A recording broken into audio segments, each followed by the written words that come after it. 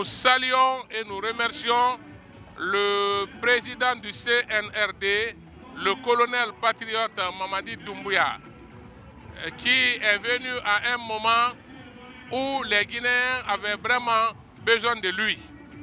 Donc nous sommes très contents, très réconfortés et je suis très content d'être au palais aujourd'hui pour fêter ensemble avec la jeunesse guinéenne l'avènement du CNRD au pouvoir.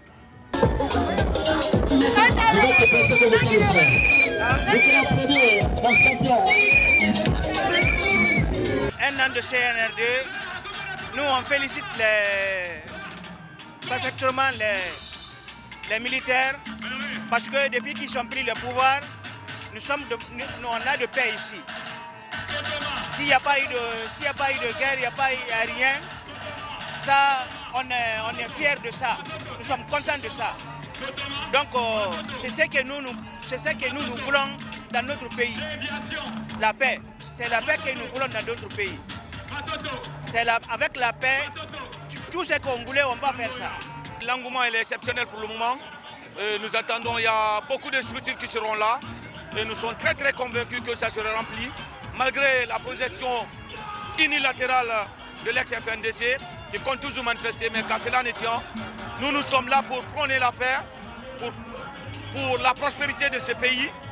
Les 1 an sont, d'une manière ou d'une autre, sont assimilés à les 11 ans de gouvernance du professeur Alpha Condé.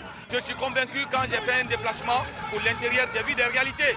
Aujourd'hui, il y a la pression sur tant d'autres entrepreneurs, surtout en ce qui concerne les infrastructures routières. Il y a tant de pression et ça évolue. Nous sommes fiers. Nous voulons vraiment qu'on donne la chance à ces jeunes militaires pour développer ce pays. Parce qu'on a vu avec des civils, ça n'a pas bougé.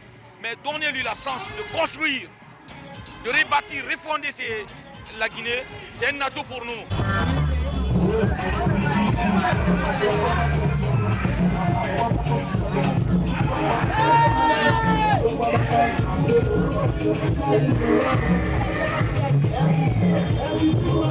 Depuis qu'il est là, faire de la promotion de la jeunesse guinéenne la priorité des priorités de son programme de société. Partout aujourd'hui, à tous les postes de responsabilité, de commandement, il n'y a que des jeunes. En commençant par le gouvernement lui-même, il y a combien de jeunes aujourd'hui dans le gouvernement? Presque tous les membres du gouvernement, exception faire pour 2 ou 3, sont des jeunes. Les postes de responsabilité dans l'administration et même à la base aujourd'hui, c'est les jeunes. Donc en Guinée, les jeunes ont beaucoup souffert du fait des responsables. Aujourd'hui, si la jeunesse guinéenne a cette opportunité, elle doit la saisir pour vraiment façonner son avenir, pour que la Guinée de demain soit bâtie sur vraiment du solide.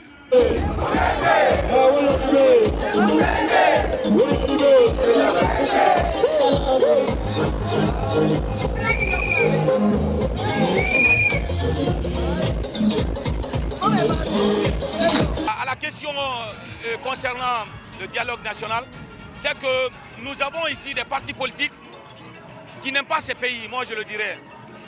Ça ne concerne que moi. C'est-à-dire lorsqu'on vous invite, qu'il soit CNRD, qu'il soit parti politique, nous œuvrons tous pour le bonheur de la Guinée. Venons, acceptons, discutons en tant que Guinéens, trouvons solution. Ce n'est pas un autre qui doit venir trouver solution. Ce n'est pas quelqu'un d'autre qui peut trouver solution. La solution à notre problème, elle est guinéenne, elle n'est pas ailleurs. Il faut qu'on accepte de s'associer, de se parler, de se donner la chance. Mais aujourd'hui, vous appelez les gens, d'autres refusent. Il y a des partis qui refusent de participer et on ne peut pas aller les contraindre de venir. C'est là le problème.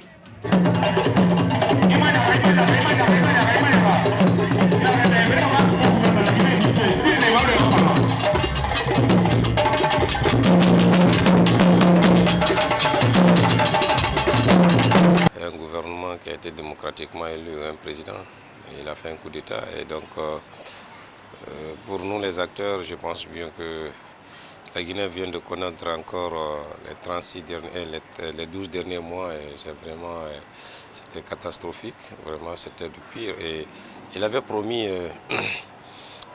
et de ne plus commettre vraiment les erreurs du passé. Et je crois qu'aujourd'hui, il ne fait que reproduire systématiquement les mêmes erreurs d'Alpha Condé. Non seulement il emprisonne des acteurs sociopolitiques sans fondement, aussi l'axe est militarisé, l'axe de la démocratie est militarisé.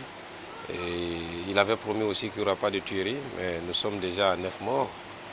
Et je pense bien que quand il disait que la boussole allait être, la justice du moins allait être sa boussole, je crois que c'est l'un de nous aujourd'hui parce qu'il instrumentalise encore la même justice. Je me pose la question, quel était l'intérêt alors de ce coup d'État? Parce que déjà les Guinéens ne font que recruter en matière de démocratie et en matière de droits de l'homme.